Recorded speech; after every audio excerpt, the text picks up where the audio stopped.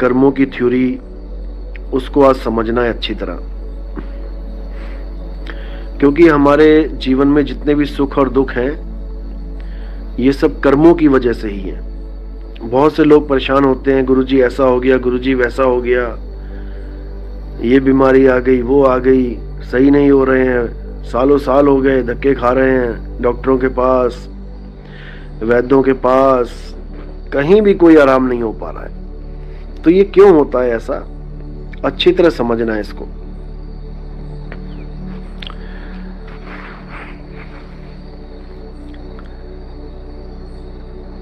ये सब खेल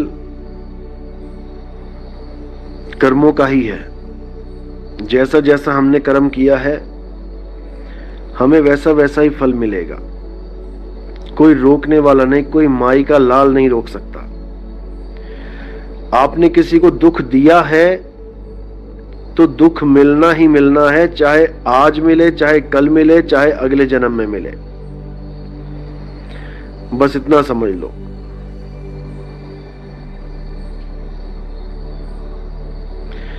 कहते हैं 4 वेद और शास्त्रों में बात लिखी है 2, सुख दे के सुख होत है, दुख दे के दुख हो।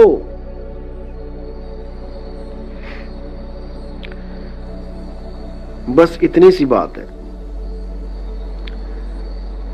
मन, कर्म और वचन, इन तीनों से हम किसी को भी सुख या दुख दे सकते हैं।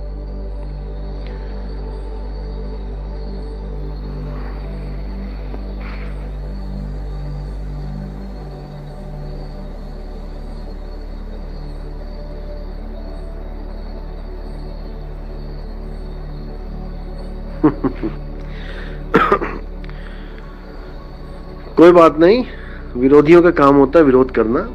कमेंट पढ़ रहा हूं मैं, आप चिंता मत करें, इस पे भी बात होगी। पहले जो बात मैं बोल रहा हूं पहले उसको अच्छी तरह समझ लो।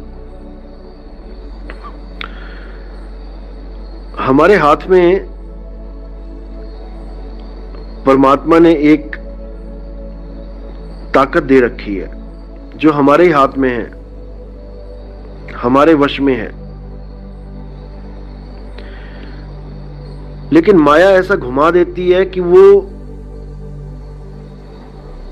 ताकत हम मिसयूज कर लेते हैं। ताकत है कर्म करने की, हम कर्म कर सकते हैं, कर्म प्रधान हमारा जन्म है और हम अपनी इच्छा के कर्म कर सकते हैं। हम चाहें तो सारा जीवन वेजिटेरियन गुजार दें, बीच में मन किया तो हम अंडे भी खा सकते हैं, हम मीट भी खा सकते हैं। हम चाहे तो सारा जन्म एक अच्छा इंसान बन के गुजार दें, बीच में मन खराब हो गया तो हम एक गुंडे मवाली का जीवन भी बिता सकते हैं, हम एक आतंकवादी का भी जीवन बिता सकते हैं, हम एक चोर का, एक डाकू का भी जीवन बिता सकते हैं। क्योंकि हम कर्म करने में आजाद हैं। लेकिन आजाद होते हुए भी बंधन में हैं। कर्म करने में हम बिल्कुल आजाद हैं, लेकिन आजाद होते हुए भी बंधन में हैं। और जिसने हमें बांध रखा है उसका हमें कुछ अता पता ही नहीं है, और वो दिन भर हमसे कर्म करवा रहा है और वैसे कर्म करवा रहा है जैसे वो चाहता है।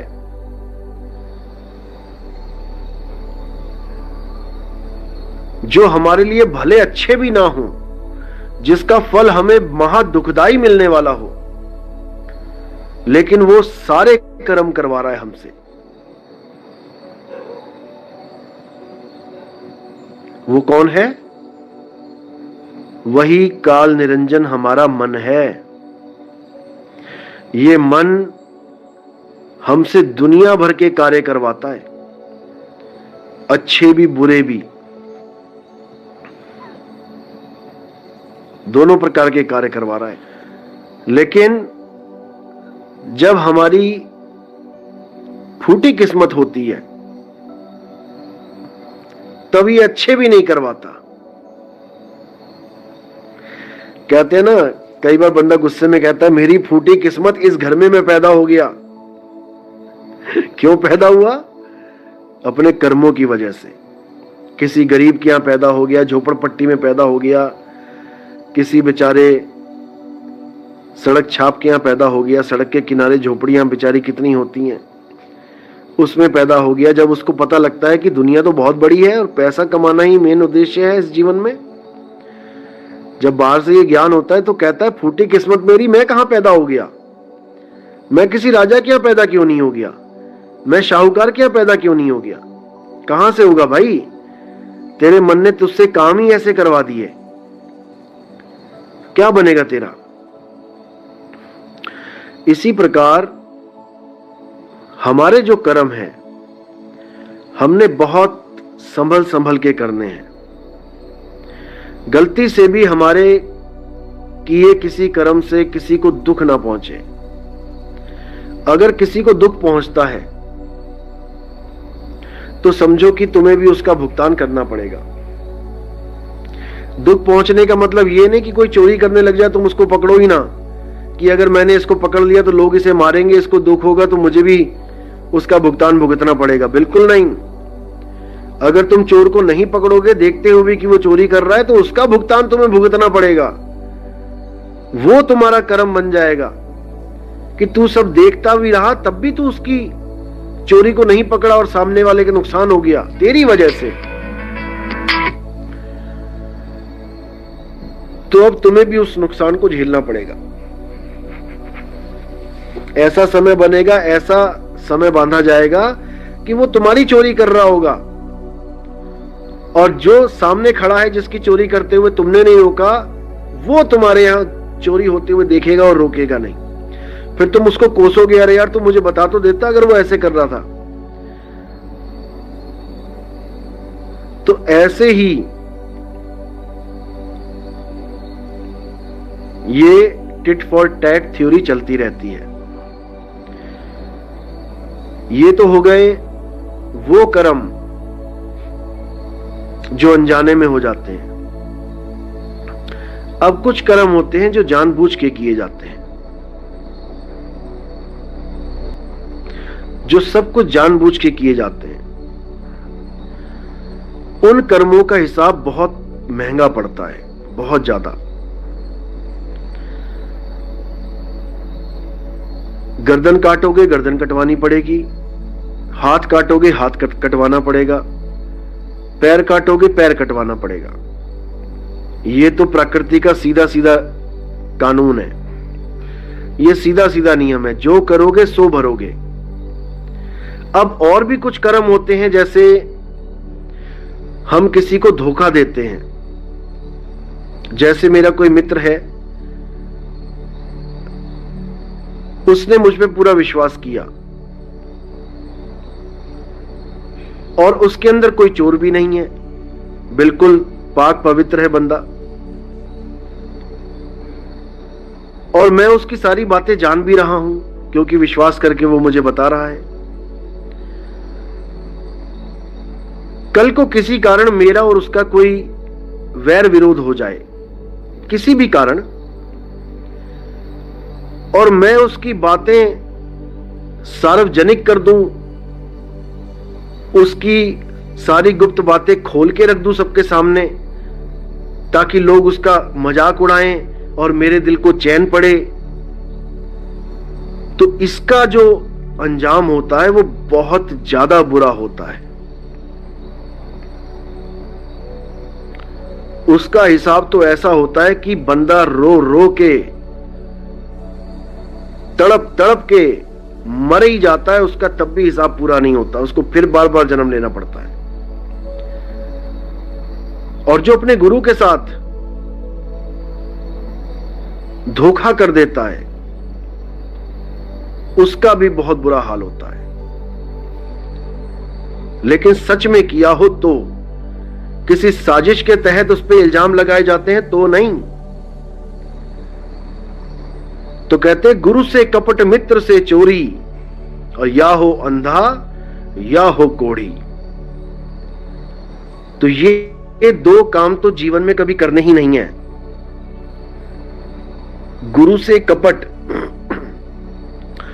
कि आज तुम किसी गुरु की शरण में हो, ठीक है, बड़ा ज्ञान मिल रहा है, अच्छी बात है, धीरे धीरे धीरे तुम खुद को ज्ञानी समझने लगे और तुम सोचने लग जाए कि मैं ही अब गुरु बन जाऊं, मैं ही कपट से ऐसा कर दूं वैसा कर दूं। वहां पर समझो कि तुमने अपना पूरा जीवन बर्बाद कर लिया। सारी भक्ति तो गई गई, आने वाले ऐसे ऐसे जन्म मिलेंगे कि तुम्हारी हालत खराब हो जाएगी। और मित्र के साथ धोखा नहीं करना है। किसी ने तुमसे फोन पे बात करी, तुम्हें अपना मित्र समझ के, और उसने तुम्हें कोई राज की बातें बता भी दी, और अब तुम थोड़े सा झगड़े पे उसकी बातें तुम दुनिया में उजागर करोगे, तो तुम्हें या तो कोढ़ हो जाएगा या तुम्हारी दोनों आंखें चली जाएंगी। कोई बचाने वाला नहीं है। इसके बाद तुम्हारी ऐसी दुर्गति होगी, तुम परमात्मा से भीख मांगोगे कि भगवान इससे अच्छा तो मौत दे दे, मौत भी नहीं आएगी। ऐसी दुर्गति हो जाएगी। याद रखना मेरी बात को। ये महादोष होते हैं। गुरु ग्रंथ साहब में तो यहां तक लिखिए, संत का निंदक महाहत्यारा, संत का निंदक परमेश्वर मारा। आप किसी भी गुरु की शरण में हैं, अगर आप गुरु को त्यागना भी चाहते हैं तो त्याग दो, लेकिन तुम गुरु से वैर करके बैठ जाओ, तुम गुरु को बदनाम करने की कोशिश करो, तुम गुरु के ऊपर साजिशें करो, तुम गुरु के ऊपर झूठे इल्जाम लगाओ, तो वो परमात्मा की लाठी जब पड़ती है ना, तो आवाज नहीं निकलती, याद रखना। और लाठियां पड़ रही हैं सब पे, ऐसा नहीं कि नहीं पड़ रही हैं, सब पे पड़ रही हैं। ऐसे ऐसे लोगों को धक्के मार के निकाल दिया गया जो बड़े बड़े आश्रमों के महंत तक बन बैठे थे।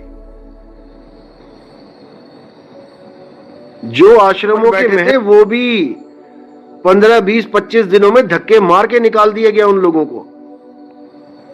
ये लाठियां ही हैं। और जिन्होंने उनका साथ दिया वो अपने जीवन से ही चले गए, मारे ही गए, मरे ही गए वो बेचारे। ये लाठी होती है परमात्मा की, लेकिन लाठी खाकर भी समझ ना आए तो उससे बड़ा बेवकूफ कोई नहीं है। और अभी तो शुरू हुई है लाठियां, अभी देखो आगे से आगे होता है क्या। तो अपने कर्मों को सुधारना है। सबसे बैरी हमारा कौन है? सबसे बड़ा बैरी हमारा मन है। यही हमसे सारे उल्टे पुल्टे काम करवाता है, यही हमसे झगड़े करवाता है, यही हमसे गाली गलौज करवाता है, और खुद अंदर छुपा रहता है। कोई पूछने वाला नहीं है, कोई इसको रोकने वाला नहीं है।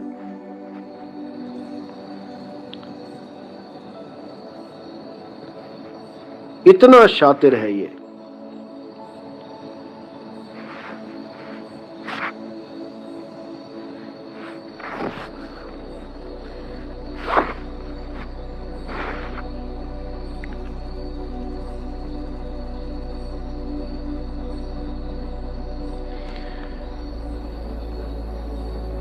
राजदीप साहिब जी, यदि किसी ने बकरे का गला काटा है तो क्या उसे बकरा बनकर कर्मों का हिसाब देना होगा या मनुष्य जन्म में ही भुगतान करना होगा? कोई भी योनि मिल सकती है, कोई भी योनि में उसका हिसाब किताब हो सकता है। कोई जरूरी नहीं है कि इंसान ही बन के देगा वो या बकरा ही बन के देगा। कभी भी उसका हिसाब किताब पूरा हो सकता है। कहीं पर भी उसकी गर्दन कोई ना कोई आके काटेगा।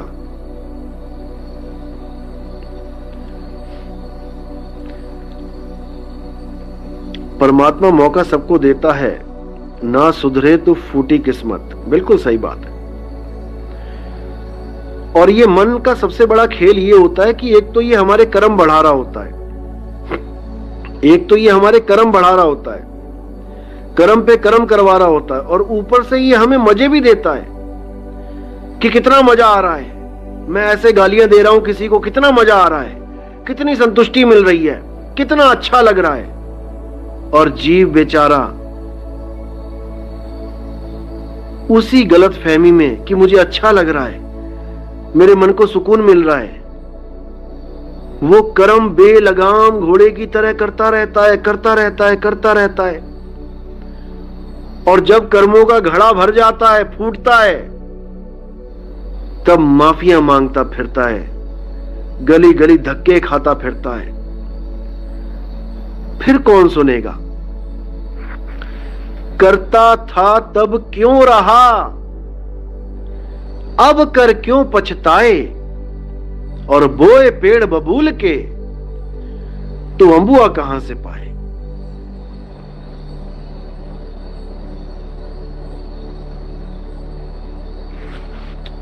समझ लो इस बात को। अपने कर्म ठीक कर लो, नहीं तो नहीं पता कि कब कौन सी मार पड़ जाए, फिर दीवारों में सिर मारते फिरोगे, कुछ नहीं होने वाला उसके बाद। पूरनदास कबीर पंथी, गुरुजी कोटि कोटि बंदगी, सत्यनाम गुरुजी मेरे गुरुजी बढ़िया गद्दी से थे, भिंड के रहने वाले थे। प्रहलाद दास साहिब नाम था, वह 10 वर्ष पहले सतलोकवासी हो गए। आपके सत्संग से पूर्ण अंधकार मिट रहा है। बहुत बढ़िया, बहुत अच्छी बात है। देखो, कोई भी गद्दी है, कोई भी गुरु है, प्रहलाद दास साहिब हैं, ठीक है, अच्छी बात है, बढ़ैया से जुड़े हैं, अच्छी बात है। जितना ज्ञान था बढ़ैया में उतना उन्होंने दे दिया, आपने ले लिया, अच्छी बात है। अब जब आगे का ज्ञान आप समझ रहे हो, बढ़िया गद्दी से आगे का ज्ञान जो आपको समझ में आ रहा है और आपका पूरा अंधकार मिट रहा है, यह भी प्रभु की ही कृपा है, यह भी उस शब्द गुरु की कृपा है, जिस शब्द गुरु से आपको दूर किया गया, जिस शब्द गुरु की जगह देह गुरु को ही सर्वे सर्वा माना गया। शब्द गुरु के नाम पे आपको केवल आ की आवाज पकड़ा दी गई। ये आ पूरे बढ़ैया में, पूरे मदन साहिब के पंथ में हर जगह ये आ ही चिपका हुआ है। कई पंथ तो झंडे पे आ लिखवा के घूम रहे हैं। इस आ ने ही बेड़ा गर्क कर दिया है सबका। अब इस आ से आगे का ज्ञान दिया जा रहा है और आपके समझ में आ रहा है तो बहुत अच्छी बात है। वंदना हम उनकी भी कर रहे हैं जिन गुरुओं ने आपको यहां तक पहुंचा दिया। प्रहलाद दास साहिब नाम बताया आपने, उनको भी चरण बंदगी है, जो उन्होंने इतना ज्ञान समझा दिया कि आज आपको नितिन दास का सत्संग समझ में आ रहा है। और केवल आप ही नहीं, हजारों चेले छोड़ के आए हैं उस गद्दियों को। मदन साहिब के पंथ में हजारों चेले छोड़ छोड़ के आए हैं और इस ज्ञान को समझ के, निअक्षर सार शब्द को समझ के यहां पे आके तृप्त हुए हैं। इन लोग को इसी बात की दिक्कत है कि हमारे चेले इतने हजारों के हिसाब से तोड़ दिए इसने। भाई, ये ज्ञान अज्ञान की जंग है, यहां कोई आश्रमवाद की जंग नहीं है कि आपका आश्रम बड़ा है तो आप महान ज्ञानी हो गए। यहां ज्ञान अज्ञान की जंग है, यहां परमात्मा की दया की जंग है। किस पर परमात्मा दया करता है, किससे सार शब्द का भेद खुलवाता है। आप लोग के पास आ के अलावा कुछ है ही नहीं तो देंगे क्या किसी को? तो भगत जी अभी पूरा समझ में आ रहा है, कोई दिक्कत तो नहीं है? पूरनदास कबीर पंथी मैसेज में लिख के बताएं, हर चीज समझ में आ रही है जो मैं बता रहा हूं? सरोज चौपाल, गुरुजी मेरा पहला नाम दीक्षा हो गया है, मन बहुत भटकता रहता है, जब तक कुछ ऐसा उपाय बताइए, मन को ऐसे काम दीजिए ताकि उस पर चढ़ता उतरता रहे। अभी जितना काम बताया उतना तो आप कर नहीं पा रहे हो। प्रथम दीक्षा में जो बताया है आप पहले वो करिए अच्छे से। जब देखा जाएगा कि हाँ दूसरी दीक्षा के लायक हो गए हैं, तब आपको अगली दीक्षा दे दी जाएगी। अभी आप वही करिए जो बताया गया है।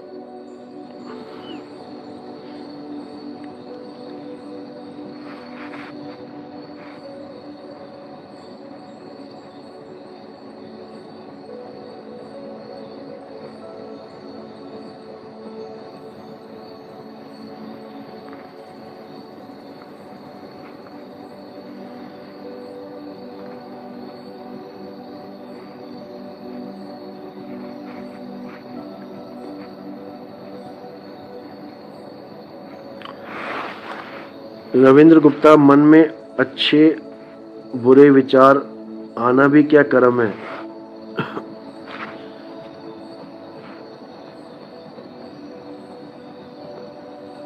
मैंने आपको बताया था पहले कि मन में आने वाले विचार जब तक पूर्ण रूप से कर्म नहीं बन जाते तब तक उसका फल आपको नहीं मिलता।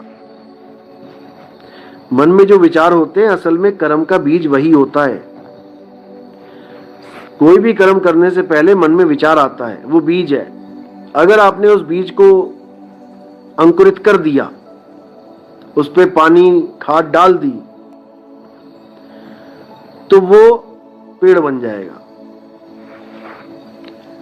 तो पहला जो कर्म है बीज रूप में, वो मन में ही आता है, लेकिन आपने उस कर्म का नाश कर देना है। यानी विचार आने पर भी उसको उस पे अमल नहीं करना है, तो ऑटोमेटिकली उसका नाश हो जाता है। बनता तो यहीं से कर्म है, इसीलिए मन वचन कर्म बोला गया है।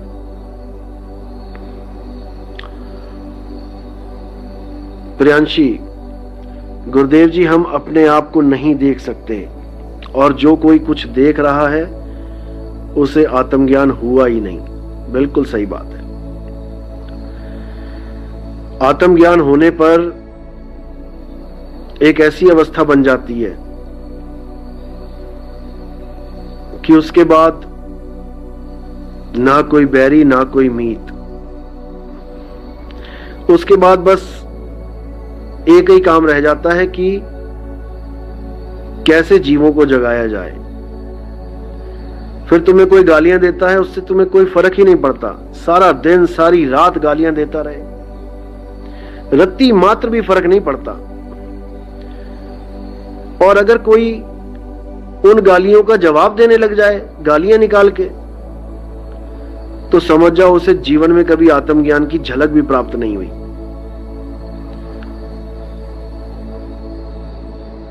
अगर कोई किसी को गाली देता है आत्मज्ञानी को, तो उसको बुरा भी नहीं लगता।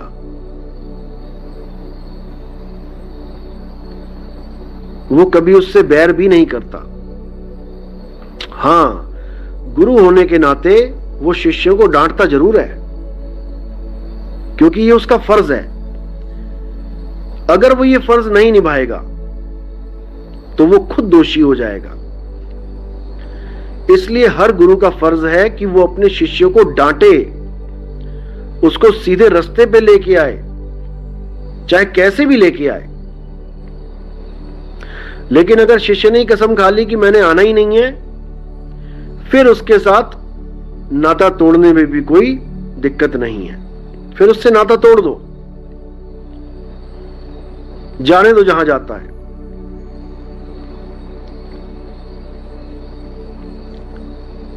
और अगर किसी गुरु को किसी की गाली बुरी लग गई, इतनी बुरी लग गई कि वो पलट के ही गालियां देने लग जाए या झूठे मूठे इल्जाम लगाने लग जाए, तो वो गुरु है ही नहीं। उस गुरु को त्यागने में भी कोई दिक्कत नहीं है, आप बड़े आराम से त्याग सकते हैं। लेकिन त्यागने पर भी उस गुरु के बारे में भी कभी गलत ना बोलें। अपने पिताजी के ऊपर लगा के ले चलो। आपका एक पिताजी भी एक रिश्ता है पिता के साथ। आपके पिता ने आपको मारा, डांटा, फटकारा, तो क्या आप अपने पिताजी को गालियां देने लग जाओगे? अपने पिताजी को भला बुरा बोलने लग जाओगे? जब तुम अपने पिता को भला बुरा नहीं बोल सकते तो तुम अपने गुरु को बोल के तो महादोषी हो जाओगे। पिता तो केवल तुम्हें जन्म दे रहा है, वो भी बिना ये जाने कि तुम आने वाले हो दुनिया में। पिता को तो यह भी नहीं पता लड़का होगी कि लड़की होगी, और यह भी नहीं पता कि बच्चा होगा भी कि नहीं होगा। वो एक अपनी क्रिया कर रहा है। देने वाले ने दे दिया, बच्चा दे दिया। पिता को यह नहीं पता मेरा पुत्र कौन होगा, पुत्र को यह नहीं पता मेरा पिता कौन होगा, और एक रिश्ता बना के आ गए दोनों। अब पिता केवल खिलाने पिलाने के सिवा कुछ नहीं कर सकता। खिलाया पिलाया, पढ़ाया लिखाया, संस्कार दे दिए, बस। पिता जन्म मरण नहीं काट सकता। पिता तुम्हें मुक्ति का भेद नहीं बता सकता। पिता तुम्हें यह भी नहीं बता सकता कि बेटा तू एक आत्मा है। यह भी गुरु के द्वारा ही पता लगेगा। और जो गुरु तुम्हें समझा रहा है, तुम्हें मुक्ति का रास्ता बता रहा है, तुम किन्हीं कारणों से उस गुरु को गलत बोलने लग जाओगे, अपशब्द बोलने लग जाओ, तो मेरे भाई तुमने वो कांड कर दिया है जिसकी सजा इतनी दर्दनाक होती है, इतनी खतरनाक होती है कि तुम सपने में भी अगर सोच लो तुम्हारी हालत खराब हो जाएगी। और सबसे महादुख की बात यह होती है कि उसमें परमात्मा भी सहाय नहीं होता। संत का निंदक महाहत्यारा, संत का निंदक परमेश्वर मारा। यानी परमेश्वर भी जिसकी तरफ ध्यान नहीं देता कि सड़ने दे इसको, जलने दे आग में, इसने कृत ही ऐसा किया है, तुम वो कर्म कर बैठे हो और तुम्हारी ऐसी हालत होने वाली है कि तुम सोच भी नहीं सकते। अभी भले तुम्हें ना लगे कि नहीं सब ठीक है, आज का दिन भी बढ़िया निकल गया, आज का भी निकल गया, आज का भी निकल गया। भाई जिस दिन वो लाठी पड़ेगी तुम खड़े चिल्लाओगे, दया की भीख मांगोगे, खून के आंसू रोवोगे, लेकिन तुम्हें भीख देने वाला भी कोई नहीं होगा। इसलिए मैं यही कह रहा हूं कि जिसने भी जो गुरु धारण किया हुआ है, ठीक है तुम्हारी गुरु से नहीं बनती, कोई बात नहीं, तुम्हें पता लग गया कि ये ज्ञान अधूरा है, कोई बात नहीं, उसका फर्ज था, जो उसके पास था दे दिया उसने। तुम्हें नहीं समझ में आया कहीं और चले जाओ। लेकिन कभी अपने किसी भी गुरु को अपशब्द नहीं बोलने हैं। गुरु की निंदा सुने जो काना, ताको निश्चय नरक, नरक जाना पड़ेगा, नरक निधाना।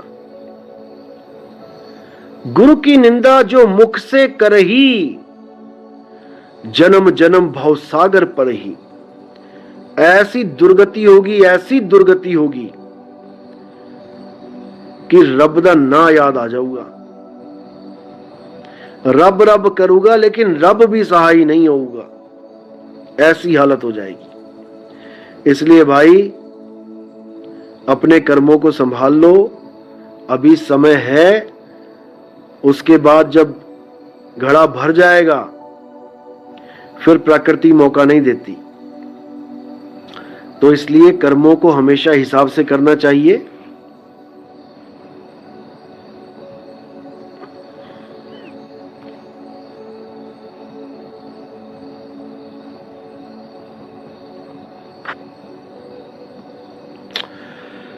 पूरनदास कबीरपंथी, हाँ साहिब जी सब बात समझ में आ रही है, बहुत बढ़िया। आप मुझे व्हाट्सएप करना 9256111007।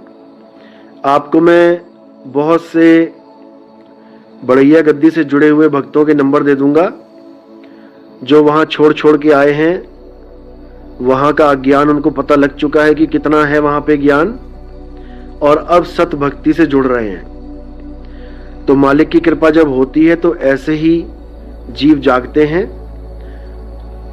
तो आप मुझे व्हाट्सएप कर देना, मैं आपको नंबर सेंड कर दूंगा। और इस आ अक्षर को अपने दिमाग से बिल्कुल किनारे कर देना। यही काल है।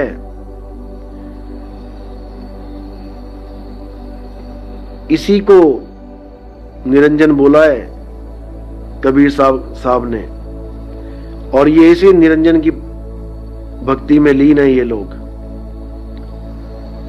बिल्कुल दिमाग से निकाल देना इस बात को। और नी अक्षर को जानो, जो आ भी नहीं है, आ से भी परे है, उसको जानो। पूजा बाई साहिब जी, 52 अक्षर तो समझ में आ गए। 52 अक्षर समझकर हमें कान बंद करने का मंत्र दे दिया है, हैं? साहिब जी 52 अक्षर समझकर हमें कान बंद करने का मंत्र दे दिया है आपने। अच्छा अच्छा बिल्कुल।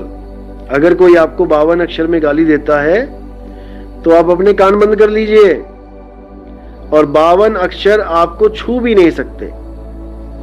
यकीन मानो मेरा।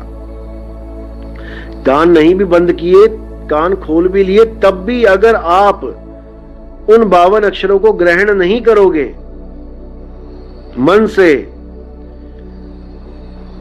तब तक वो आपको कष्ट पहुंचा ही नहीं सकते। याद रखना। और जैसे ही आपने उसको ग्रहण कर लिया कि हाँ इसने मुझे गाली दी, ओहो मुझे गाली दे दी, ले ली ना आपने, अब आपको तकलीफ हो जाएगी। इसलिए जो कोई तो को कांटा बोवे, वा को बोतू फूल, और तोहे फूल के फूल हैं, वा को बने तरसूल। तुम्हें फूल के फूल ही मिलेंगे, और वो बेचारा शूल की सजा प्राप्त करेगा।